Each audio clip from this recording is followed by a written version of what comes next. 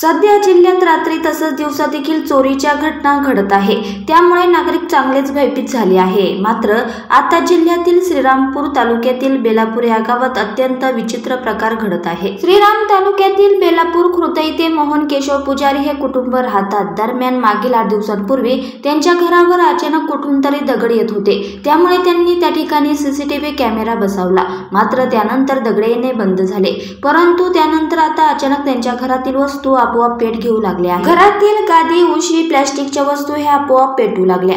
शुक्रवारी सायंकाळी 4:30 वाजता पुजारी कुटुंबीय घरी नसताना त्यांच्या घरातील गादीने आपोआप पेट घेतला। थोड्या वेळात किचन रूम मधील वस्तू देखील जळाल्या।